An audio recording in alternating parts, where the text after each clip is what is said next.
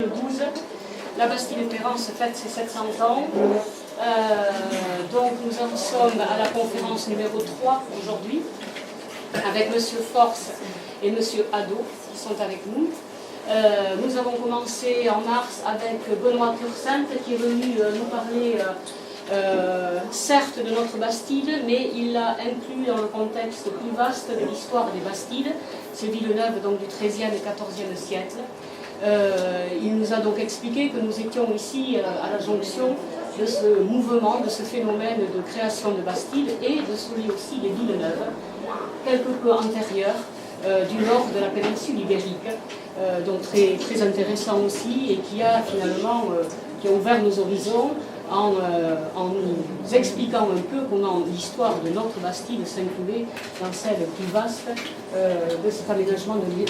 On peut appeler ça comme ça, l'aménagement de territoire à cette époque-là. Voilà, la conférence numéro 2, nous avions donc Jean Dufour, qui lui nous a expliqué aussi de manière très intéressante, puisqu'il a visualisé, il nous a permis de visualiser ce qu'était le port fluvial, qui se situait donc au bas du village, sur la rivière. Port fluvial qui est donc à l'origine de la fondation de ce village. Port fluvial qui a désenclavé la Navarre au XIVe siècle, c'est quand même pas rien, mais c'est une réalité. Et on en a bien pris conscience avec ce que nous a expliqué Jean. Et c'est vrai qu'aujourd'hui, quand on traverse ce quartier du pont de Port, qui porte donc bien son nom, c'est le pont sur le port, puisque ce port aujourd'hui a été en grande partie remblayé, c'est un plan d'eau de 3000 m² jusqu'à peu de temps finalement, 100 ou 150 ans. C'est vrai que quand on traverse ce quartier aujourd'hui, qui est plutôt, c'était une zone de sport, de piscine, de détente, on ne le traverse plus de la même manière et on sait qu'on est sur ce port qui est à l'origine du village.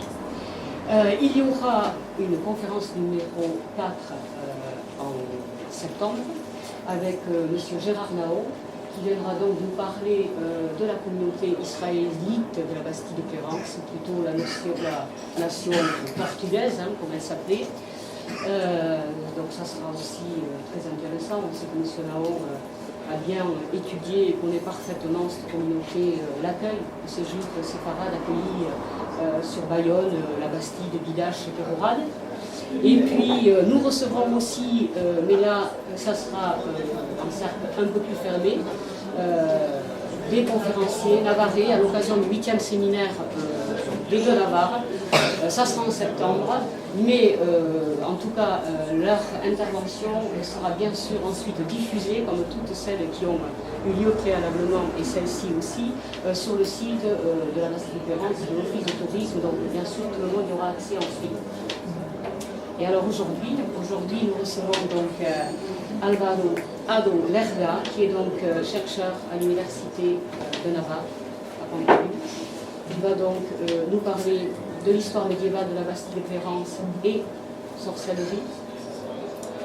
Nous avons une salle, vous le savez, qui s'appelle Inessa de Gachin. Inessa de Gachin, c'est une bastidote qui a survécu à 2 procès contre l'Inquisition, mais à une période plus tardive, qui a été le début du XVIIe. Et puis nous avons Pierre Force. Pierre Force qui va nous parler aujourd'hui de l'émigration des Bastidots vers l'Amérique et ses origines.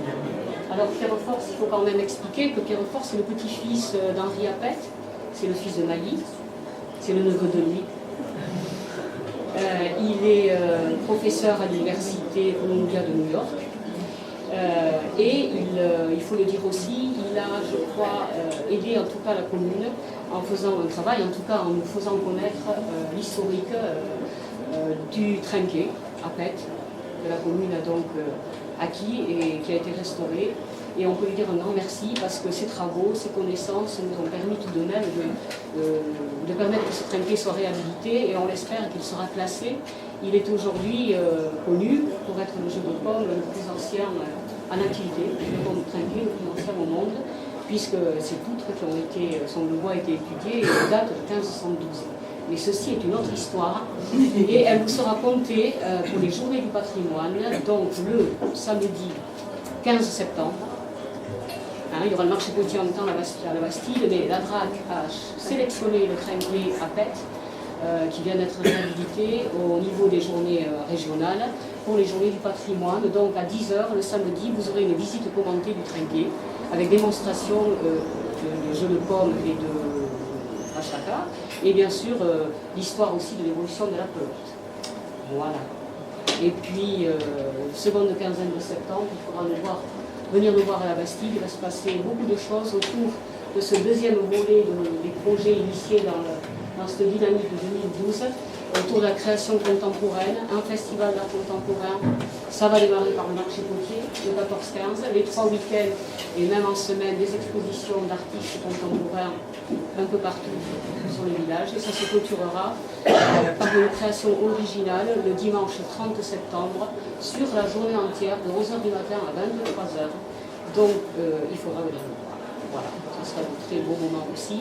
Et ça, c'est plus pour peut-être, c'est ce que les Bastidous ont envie de dire aujourd'hui en 2012, de marquer ainsi leur présence. Voilà. Maintenant, je laisse la parole.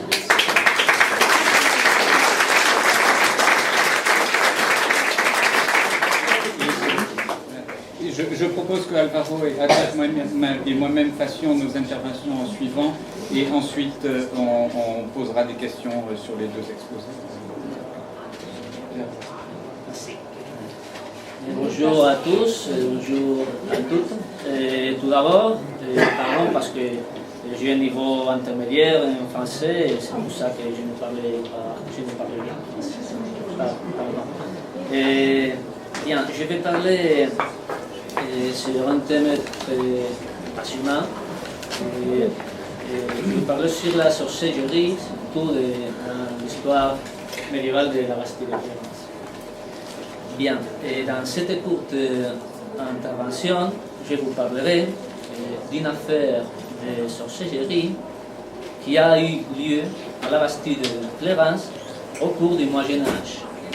Et à mon avis, comme je vous montrerai, c'est le cas le plus important de sorcellerie médiévale navarraise que nous connaissons aujourd'hui.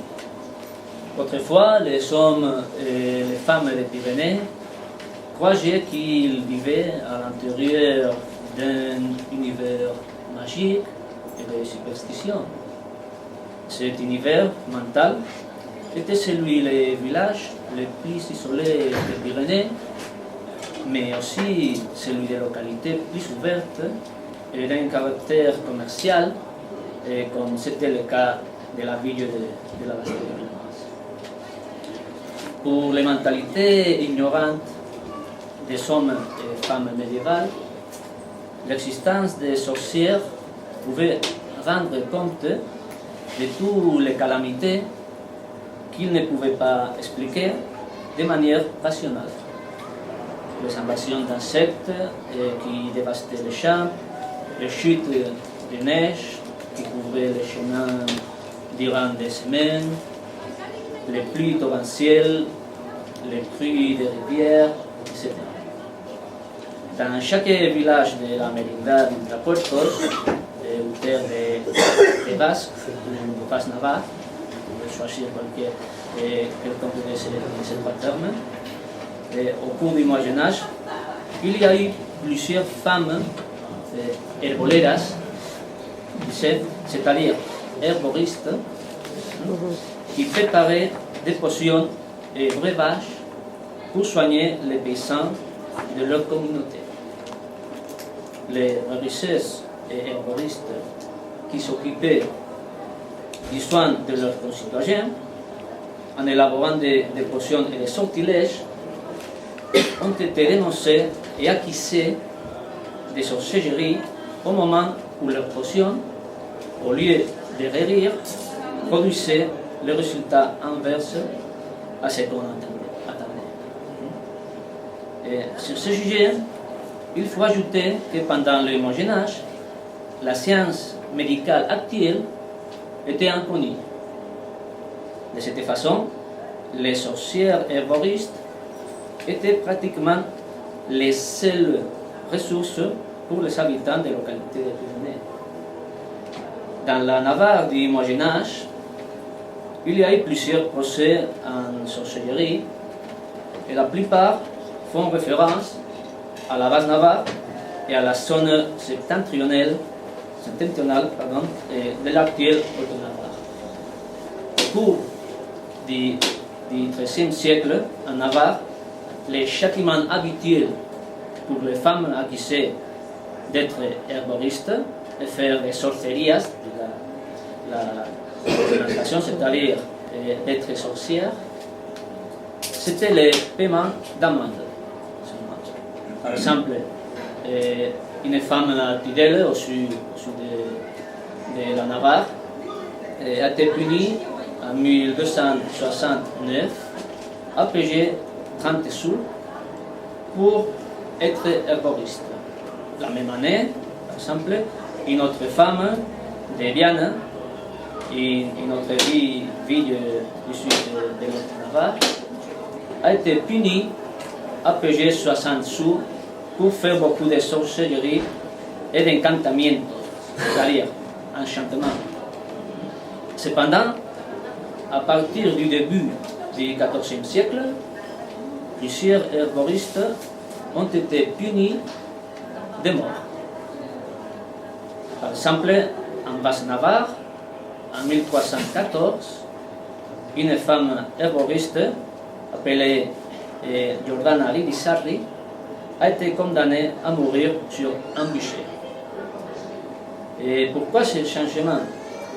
Pour le comprendre, il faut dire que comme un jeune âge tolérant du XIIIe siècle, qui suivait la doctrine de Saint Augustin et prêchait une religion d'amour, suivie à partir du début du XIVe siècle,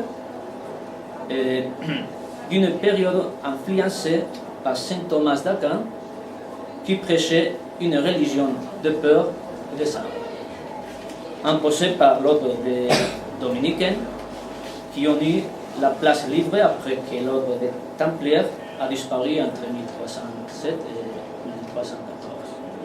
Il faut ajouter aussi que pendant le Moyen-Âge, le pouvoir public navarrais avait le droit de juger les procès sur sorcellerie.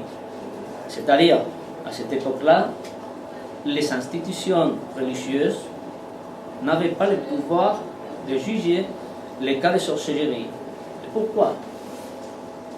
Peut-être pour renforcer le pouvoir royal, surtout dans les domaines les plus lointains du pouvoir central, comme le territoire de la Basse-Navarre. En Navarre, le pouvoir public a jugé les procès en sorcellerie jusqu'au début du XVIe siècle. La fameuse Inquisition espagnole fut installée en Navarre par Ferdinand le Catholique après la conquête de 1512. Et il faut ajouter que ni les Cortes, c'est-à-dire les trois États navarrais, ni les pouvoirs locaux n'ont voulu l'implantation de l'Inquisition en Navarre. Bien. Au cours du XIVe siècle, plusieurs femmes herboristes furent accusées d'empoisonner leurs concitoyens et aussi de faire des maléfices, qui fait la connotation, contre eux. Et de cette façon, ces femmes furent accusées de sorcellerie. Et maleficio, c'est un mot qui provient du latin, du mot latin maleficium. Et le maléfice était une magie noire utilisée par les sorcières pour nuire à leurs ennemis.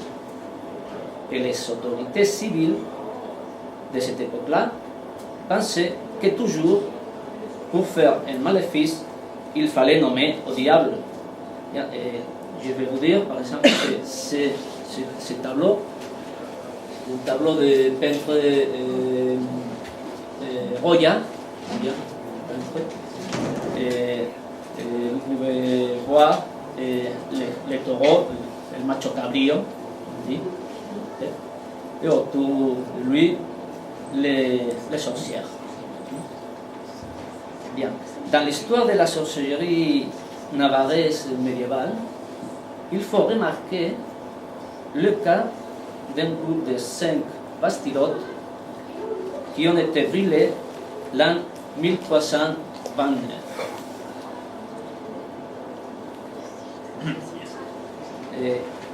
elles ont été brûlées sur la place du marché, c'est-à-dire la place qui est ici. C'est curieux. Bien.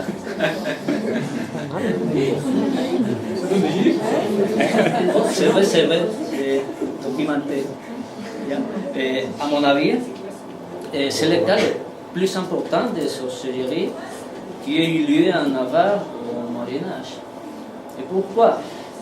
En premier lieu, la documentation médiévale navarraise nous offre plusieurs procès où une ou deux personnes étaient accusées de sorcellerie.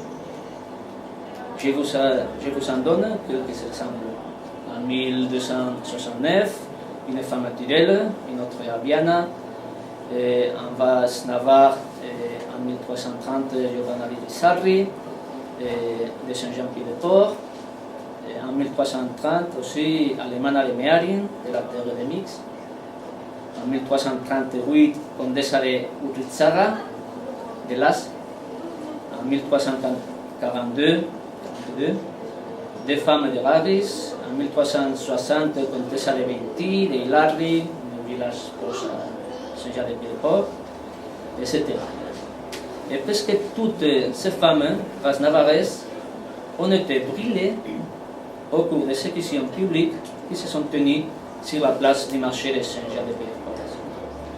Néanmoins, le cas de la Bastille de Clémence est le seul que nous connaissions où 5 femmes à la fois ont été condamnées comme sorcières pour avoir fait beaucoup de maléfices. C'est le premier cas que nous connaissons d'activité d'un groupe de sorcières en Navarre, le premier, ici, à la Bastille. D'un groupe qui était formé par 5 habitants de la ville qui se réunissaient pour faire leur potion, pas pour adorer au diable, mais pour danser nus autour du feu ou faire des maléfices contre les autres habitants. En second lieu, généralement, les femmes accusées de pratiquer la sorcellerie ont été femmes marginales et solitaires, qui vivaient loin du périmètre urbain. Le cas des sorcières de la Bastille-Clémence est différent, car 4 des femmes vivaient dans la zone urbaine, mais presque toutes les familles avaient des terres en dehors du périmètre urbain. Et seulement une des femmes ne vivait pas dans la zone urbaine. Voici les noms des sorcières bastidotes. Les noms sont ici, mais c'est un document très ancien, évidemment de 1329. Véronique aussi. Je suppose que vous ne pouvez pas les lire, mais confiez en moi. C'est bien. Et les noms des sorcières bastidotes, et la première est Johanna la chrétienne, et nous ne sommes pas sûrs de son nom de famille, et seulement un surnom, ce qui peut suggérer qu'elle vivait éloignée du reste des habitants. Les archives indiquent qu'elle empoisonnava, c'est-à-dire empoisonnait les gens, et aussi elle era herbolera mala. Era herbolera mala. Je ne sais pas si vous pouvez lire quelque chose. Très bien. C'est-à-dire, elle era herbolera mala, c'est-à-dire, elle était une herboriste très mauvaise.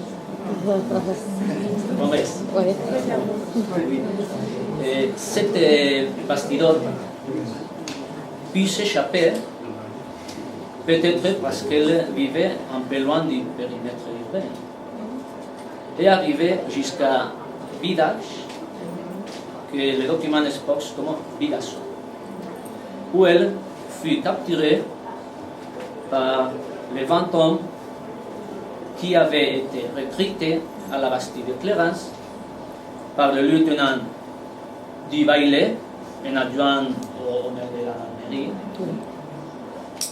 Et ce lieutenant s'appelait Pierre et le Baillet s'appelait Arnaud Sans Taxe.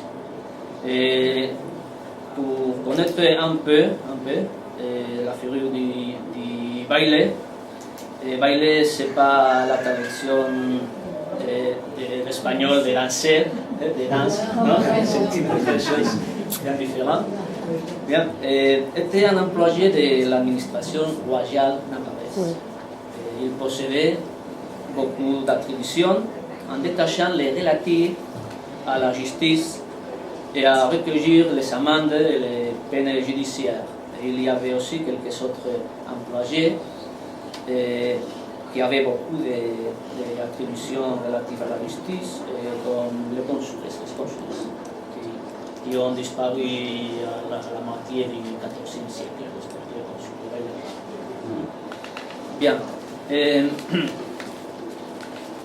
Deux second nom, Amanda Dibos.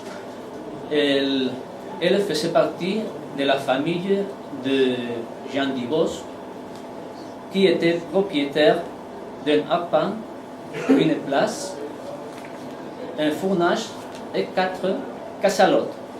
Bien. Et vous me pouvez dire qu'est-ce que c'est un arpent, non? Bien. Qu'est-ce que c'est un arpent? Un arpent était une mesure. Oui, vous savez. Bien. Sûrement mieux que moi.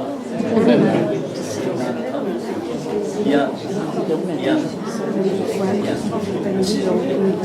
Sur les places, je veux dire que c'était des terrains construits ou constructifs. Bien. Et la troisième personne, c'est Péronne de Prissac. Elle faisait partie de la famille d'Idée de Prissac, qui était propriétaire de 2 arpents, une demi-place, fournage et 2 casalotes aussi. Et 4. Johanna Fiola. Elle était veuve, célibataire, et elle possédait demi-place et fournage. 5. Domenia de Durban. Elle faisait partie de la famille de Durban, qui était propriétaire d'un arpent, une casalote et 3 places. Sur l'accusation faite,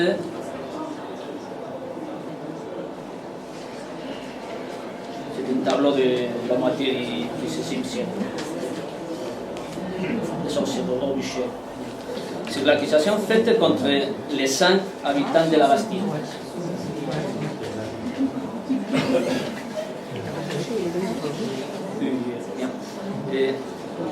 Les documents écrits par les bailles de la ville déclarent que Johanna Chrétienne, Amanda Dibos, Perona de Prissac, Johanna Fiola y Domenia de Durban empozonaban la gente, eran herboleras y hacían muchos maleficios. C'est-à-dire que toutes les saints ont été accusés d'empoisonner et de faire beaucoup de maléfices.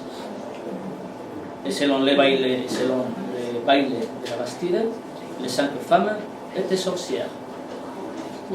Peut-on penser que l'épisode des sorcières fut le premier cas de sorcières organisées? Je ne suis pas sûr, mais à mon avis, on peut affirmer que c'est le premier cas connu de réunion d'un groupe de femmes accusées de sorcellerie en Navarre. C'est évident. Les 5 femmes de la Bastille ont été jugées par un petit tribunal présidé par Arnaud Sans Taxe, c'est-à-dire le bailli de la Bastille de Clarence. Le procès a duré 103 jours. Et les 5 bastidotes furent condamnés à mourir et elles ont été brûlées dans le bûcher sur la place du marché de la ville. Nous avons dit avant le bûcher. Il est probable que les 5 femmes ont été torturées par diverses méthodes cruelles. On n'a pas les actes du procès, malheureusement, contre ces femmes, mais on peut supposer qu'elles ont été torturées par la méthode du fer chaud. Durant le XIVe siècle, fer chaud. Durant le XIVe siècle, en Basse-Navarre, c'est une méthode habituelle de torture utilisée contre les femmes accusées d'être sorcières pour prouver leur innocence ou leur culpabilité. C'est terrible. C'est horrible. Horrible. Et de plus, cette méthode de torture était indiquée dans le fort général de Navarre, pour les sorcières et sorcières, et les voleurs récidivistes, etc. Et en quoi consistait la preuve du fer chaud? Bien, les femmes accusées avaient à soutenir avec une main un fer porté au rouge.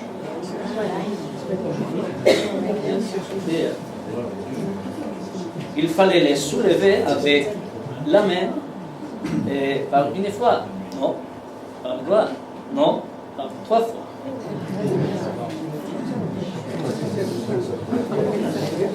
C'est horrible. Oui. Bien. Et ensuite, la main des accusés était couverte d'un bandage et après avoir fermé les bandages, les bailés mettaient un seau en cire. D'accord. 3 jours après, les seaux étaient cassés, les bandages étaient retirés. Au cas où les femmes avaient des plaies à la main, elles étaient déclarées sorcières. Non. C'est la mentalité médiévale. Comme si ça allait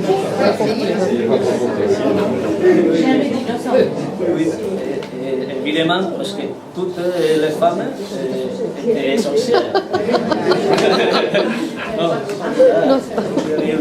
Bien, pour terminer mon intervention d'aujourd'hui, je dois ajouter que malheureusement, la société du Moyen-Âge considérait que les femmes avaient une intelligence inférieure à celle des hommes. Le Moyen-Âge, c'était comme ça. Ça. Non. Non, ça n'existe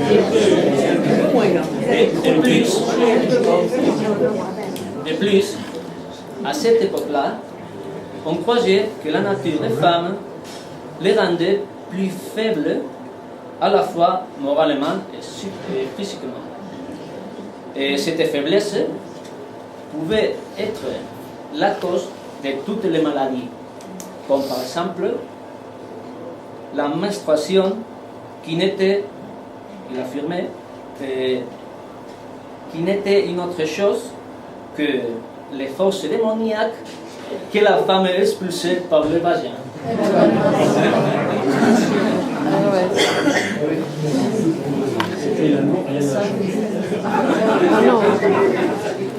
Bien.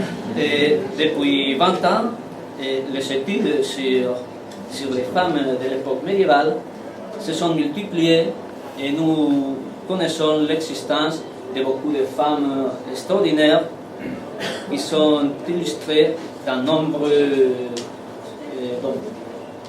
L'un de ces domaines a été la médecine familiale, dans laquelle les femmes, et particulièrement celles qui ont vécu dans le monde rural, ont atteint une grande connaissance des plantes et des remèdes qui pouvaient être utilisés pour soigner des maladies. Aujourd'hui, avec mon intervention, j'ai voulu faire un petit hommage aux 5 bastidotes qui ont fait un extraordinaire travail social pour la communauté de la Bastide-Clévence au début du XIVe siècle et qui sont mortes à cause de l'intolérance et des préjugés sociaux d'une époque de le Moyen-Âge dur et cruel. Et merci à tous et à toutes.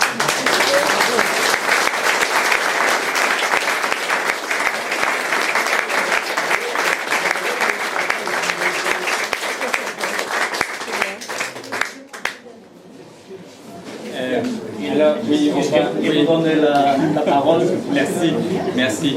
Et donc, je vais parler d'un tout autre sujet, mais comme transition, je voulais dire que donc Alvaro Adot et moi avons commencé à travailler ensemble sur l'histoire médiévale de la Bastide. Nous allons d'ailleurs publier l'année prochaine un article rédigé ensemble qui est une édition du texte de la charte de fondation de la Bastide avec un commentaire. Et nous avons travaillé aussi sur les premières listes d'habitants de la Bastide, puisqu'il y a des listes exhaustives des habitants de la Bastide pour le 1er siècle environ de l'existence de la Bastide. Donc on sait exactement qui habitait ici au XIVe siècle. Et d'ailleurs, un petit nombre de noms se retrouvent du XIVe siècle jusqu'à aujourd'hui. Pas beaucoup, mais quelques-uns. C'est assez intéressant. Et je voulais aussi profiter de cette occasion pour rendre hommage au travail de Alvaro sur l'histoire de la Navarre en général. Alvaro est modeste, mais c'est un grand historien de la Navarre. Et il vient de publier cet ouvrage sur la guerre de 1512, qui est l'année où la Navarre a perdu son indépendance. Navarra Julio de 1512. Le livre est sorti tout récemment. Alors, mon sujet est très différent.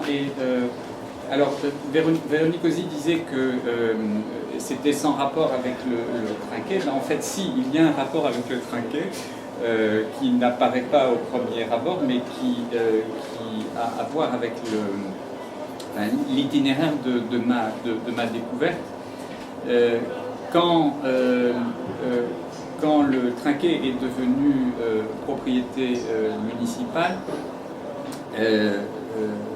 ma mère a souhaité que, puisqu'elle était auparavant copropriétaire du trinquet, elle a dit mais il faudrait mettre quelque part une plaque qui commémore le fait que le trinquet a appartenu à la famille Apet pendant un certain temps.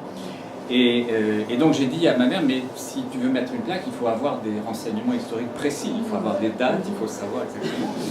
Et donc je suis allé avec elle aux archives départementales à Pau pour voir un peu quelle était l'histoire de la propriété. Et je pensais passer une après-midi aux archives, et en fait c'était il y a 3 ou 4 ans, et moi je suis encore en train de faire des recherches. En fait, j'ai immédiatement trouvé des choses tout à fait intrigantes. Alors, d'abord, j'ai découvert la date d'achat du trinquet par mon arrière-grand-père, Bernardin Apet, donc le père d'Henri Apet. Donc Bernardin Apet avait acquis le trinquet en 1899.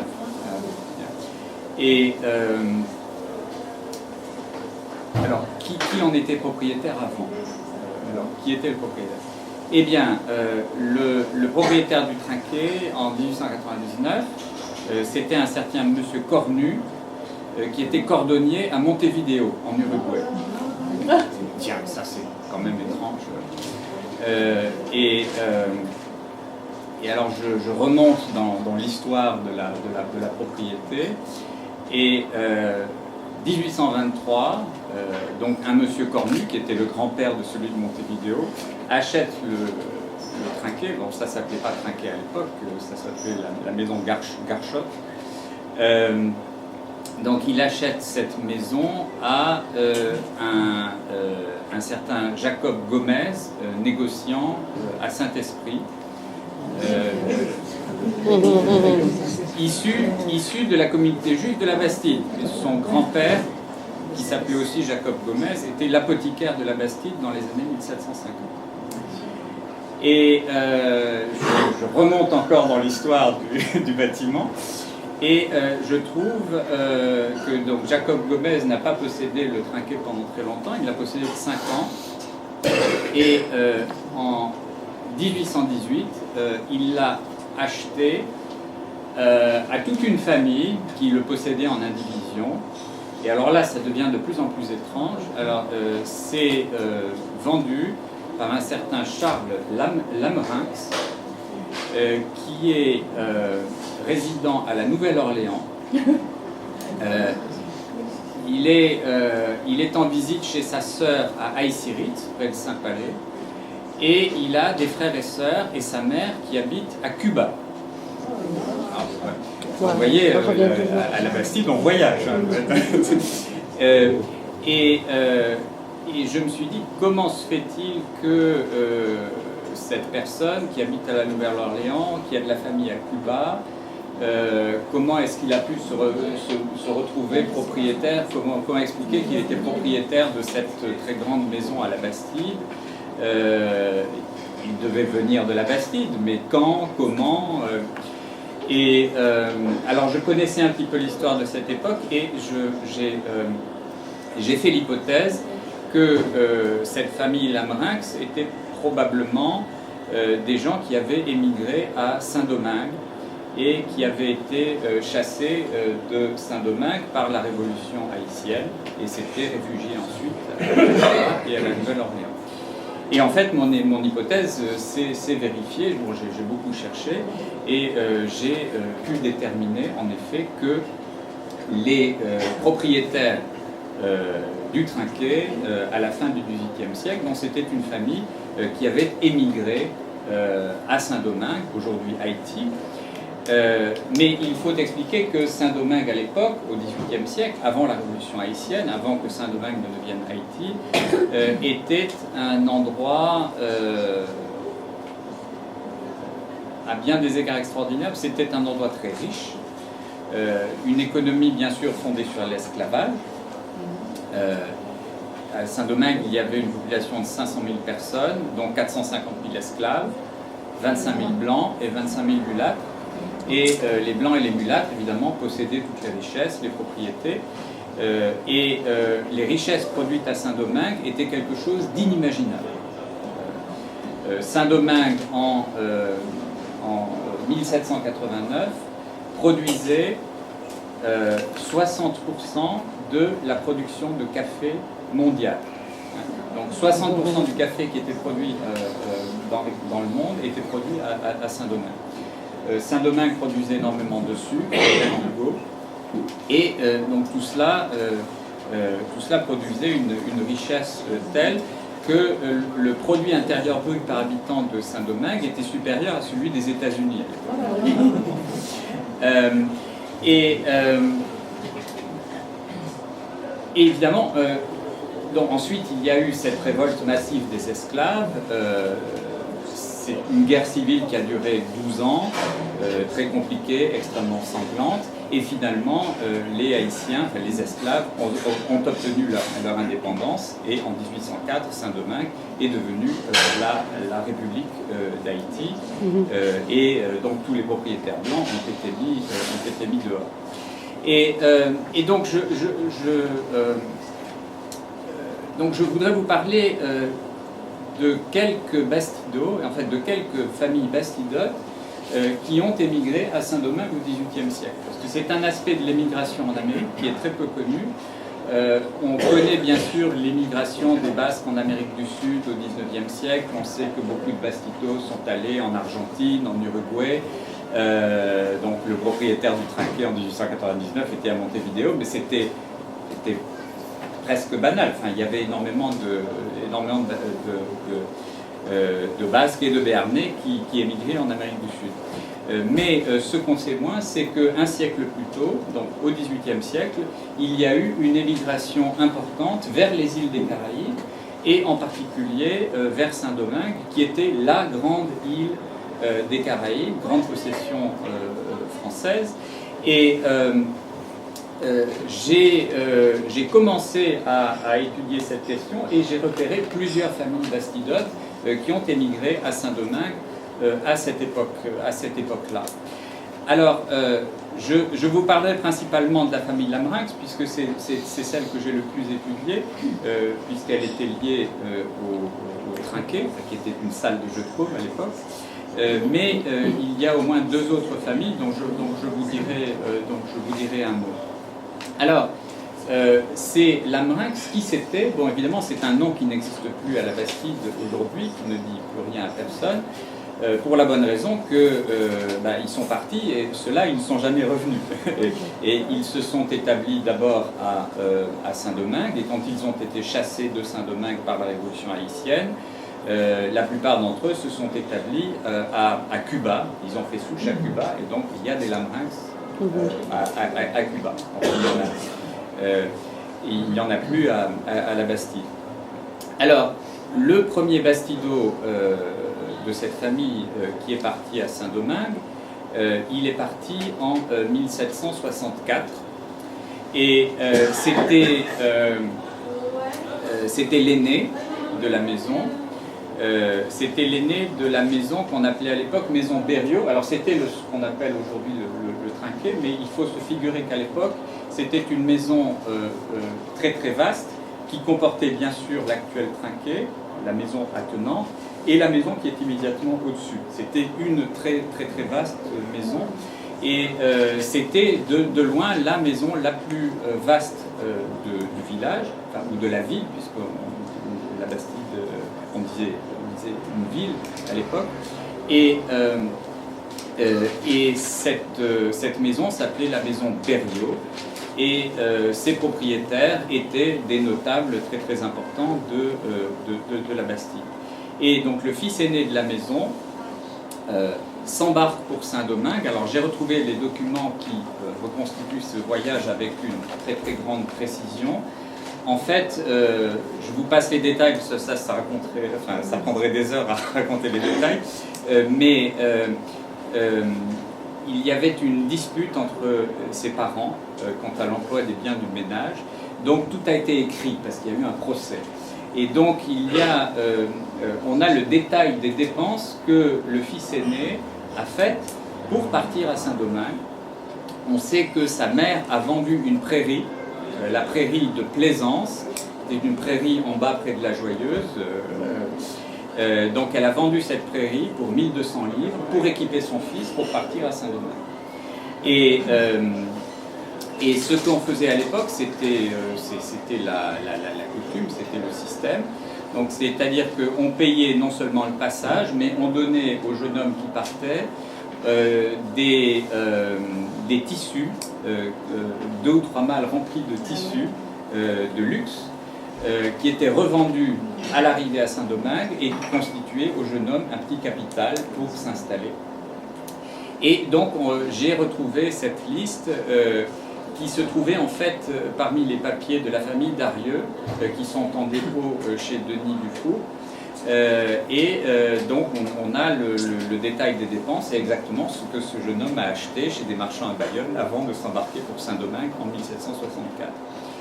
Et donc quand il est parti, il avait 22 ans.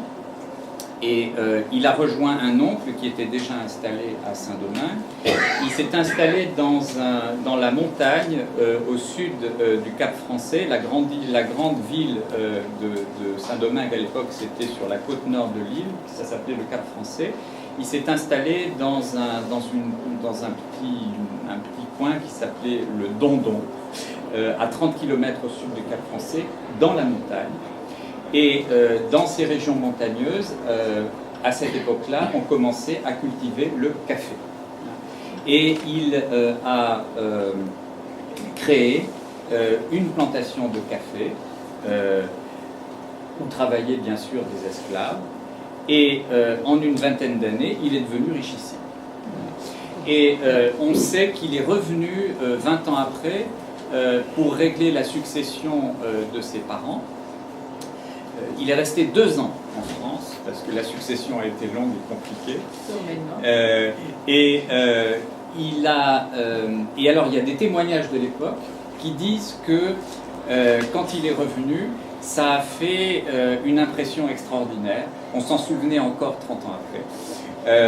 Donc on peut imaginer qu'il est revenu en grand équipage, avec des esclaves qui le suivaient, de beaux habits. Évidemment, ce retour des Américains, évidemment, frappait considérablement les imaginations. Donc ce Lamerinck s'appelait Jean-Pierre. Donc il est parti à l'âge de 22 ans, en 1764. Et bien sûr, au moment de la Révolution haïtienne, il a été chassé de sa propriété. Il s'est réfugié à Cuba. Et là, il a créé une autre plantation de café. Et il a fait fortune à nouveau. Et en fait, un de ses enfants... Alors, une de ses filles est revenue au pays, s'est installée dans une propriété que la famille avait à Aïssiritz, près de Saint-Palais. Tous les autres sont restés en Amérique. Mais le fils aîné de ce Jean-Pierre, et après des tribulations très très compliquées, est revenu en France en 1818 et il a liquidé une partie des propriétés familiales. Et c'est à ce moment-là qu'il a vendu effectivement le trinquet à Jacob Gomez. C'est comme ça qu'on reconstitue l'histoire. Et après avoir... Donc c'était le fils de Jean-Pierre Lamerinck, à ce moment-là c'était la génération suivante, le fils qui s'appelait Charles, qui s'est installé et a vécu une vie très très tranquille après avoir eu une jeunesse très très mouvementée. Il a vécu une vie très tranquille. Et il est mort à Arrête en 1854. Mais son fils aîné a fait le voyage dans l'autre sens et a fait la connaissance d'une cousine à Cuba et s'est marié avec sa cousine. Et donc les Lamerinck sont restés à Cuba. Alors, je voulais parler brièvement de 2 autres familles. Alors la famille Mouscardi. Alors Mouscardi, c'est aussi Mouscarditz. Alors Mouscarditz, c'est un lieu-dit, c'est sur la colline du Luc. Mouscarditz, c'était une maison de la Bastide au XVIIIe siècle. La maison de Mouscardi n'existe plus, elle a été démolie il y a assez longtemps, mais bon, au XVIIIe siècle, c'était une maison, et le dernier né est parti à Saint-Domingue, il s'appelait Jean Mouscardi, et il est devenu lui aussi propriétaire d'une plantation de café dans le même coin d'Haïti, dans le même coin de Saint-Domingue, au Dondon. Donc évidemment, les Bastidos qui allaient à Saint-Domingue se connaissaient, ils s'entraidaient, ils se facilitaient mutuellement le passage et ils allaient habiter tous dans le même coin. Donc ils étaient au Dondon, qui était ce lieu dans la montagne où on faisait du café. Et ce Jean Mouscardi, il est devenu encore plus riche que Lamerinck. Alors Lamerinck, c'était une famille noble, c'était des gens riches. Mouscardi, c'était un paysan qui était assez pauvre, mais il a fait une fortune, alors là, carrément considérable. Il avait une caféterie gigantesque, et et en fait, il n'a pas eu de descendant légitime, mais il a eu une descendance illégitime considérable à Haïti. Et il y a des centaines, voire des milliers de personnes à Haïti aujourd'hui qui s'appellent Mouscardi. Et ils ne savent pas encore qu'ils descendent tous du même Bastido.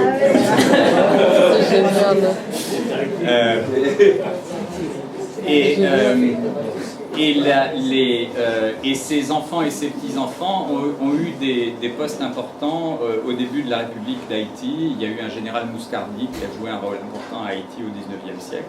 Et donc, mais toute cette histoire est à écrire, donc ces Haïtiens ne savent pas qu'ils descendent d'un Bastido.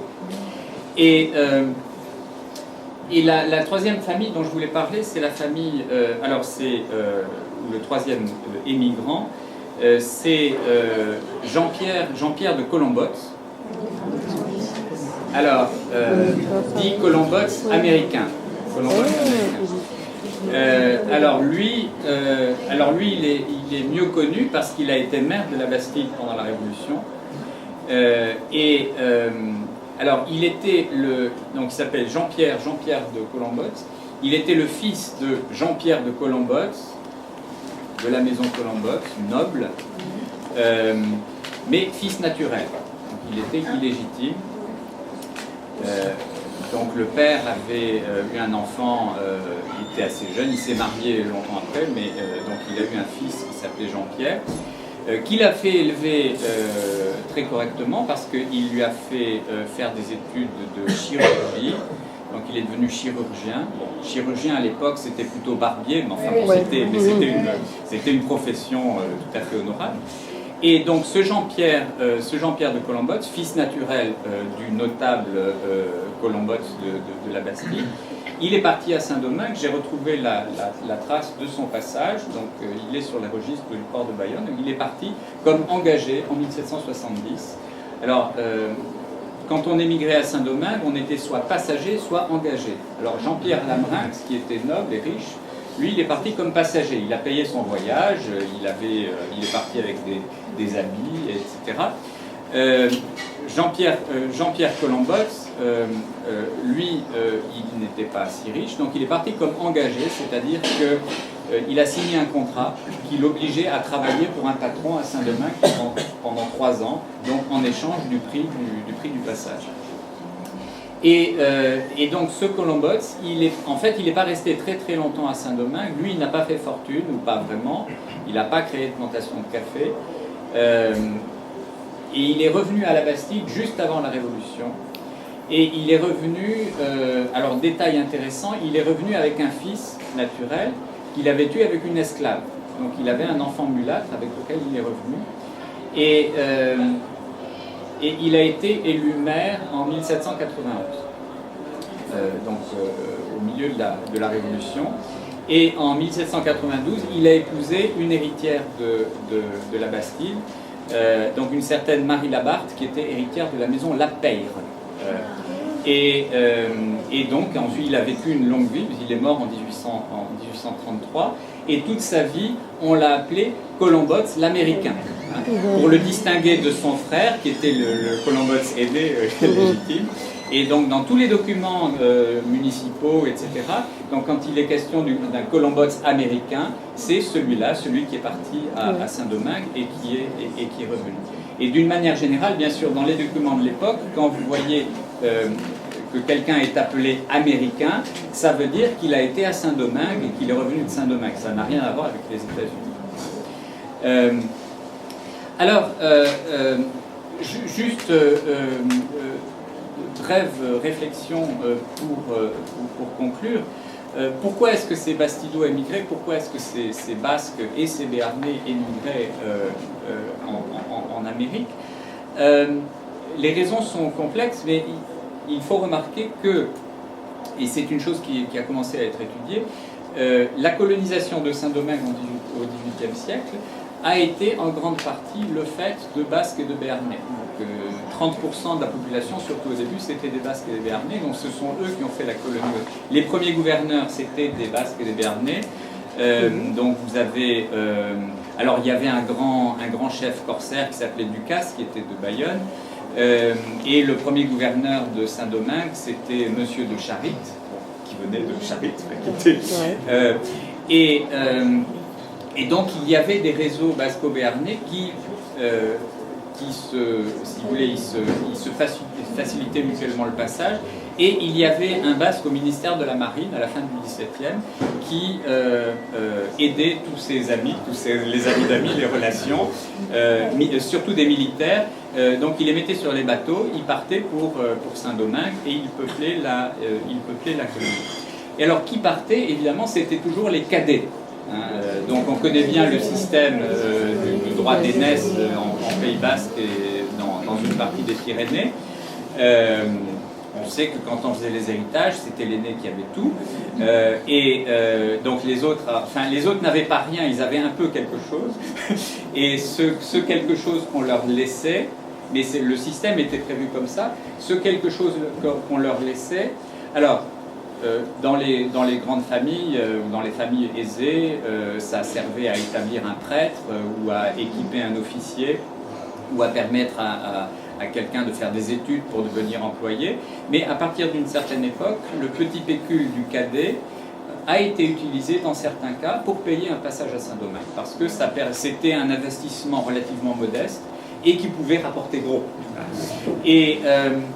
Mais ce qui s'est passé à un moment donné, c'est que l'émigration à Saint-Domingue est devenue tellement intéressante, tellement attrayante, qu'on a vu non seulement des cadets, mais des aînés qui partaient. Et c'était le cas du premier dont j'ai parlé, Jean-Pierre Laminx, qui était l'aîné, et qui allait hériter de terres, de métairies importantes à la Bastide. Il y avait 2 métairies qui dépendaient de la maison Berriot. Alors c'est Trivailly, je ne sais pas si ça dit quelque chose à quelqu'un. J'ai oublié le nom de l'autre métairie. Et ils avaient aussi d'importantes terres à Issy-Ritz. Oui, l'autre métairie, c'était Beth Beder. Mais être propriétaire de tout cela, ça ne semblait pas si intéressant comparé aux possibilités de faire fortune en Amérique. Mais le fait est que Jean-Pierre Laminx, a essayé quand même de jouer sur les 2 tableaux parce qu'il est parti en Amérique, mais il est resté propriétaire de toutes ces terres à la Bastide, ce qui posait évidemment des problèmes considérables parce qu'il fallait mettre un gérant auquel on ne faisait pas vraiment confiance et on communiquait avec l'Amérique, c'était compliqué. Donc le système ne marchait pas vraiment très bien. Mais en tout cas, généralement, l'émigration était le fait de cadets, donc c'était vraiment très bien prévu dans le système. Simplement, à un moment donné, c'est devenu tellement attrayant qu'on a vu aussi des aînés partir. Et je remarquerai une seule chose pour terminer, c'est que de cette émigration vers Saint-Domingue au XVIIIe siècle, on a perdu entièrement la mémoire. On en a perdu entièrement la mémoire. On se souvient de l'émigration vers l'Amérique du Sud, l'Uruguay ou l'Argentine, mais de cette émigration plus ancienne vers Saint-Domingue, on ne sait rien. Et pourtant, c'est resté dans le langage, c'est resté dans les imaginations, mais indirectement. Donc l'expression oncle d'Amérique vient de cette époque-là. Un oncle d'Amérique, et on a des documents qui le prouvent, des documents du début du 19e siècle, un oncle d'Amérique, c'est un riche colon qui est revenu de Saint-Domingue avec de l'argent, ou alors il a perdu de l'argent, mais il dit qu'il en avait beaucoup avant. Donc c'est toujours dit avec une certaine ironie ou une certaine méfiance. Mais l'expression oncle d'Amérique vient de cette époque-là, et une bonne partie de ces oncles d'Amérique étaient des Basques, et un certain nombre d'entre eux étaient des Bastidos. Je vous remercie.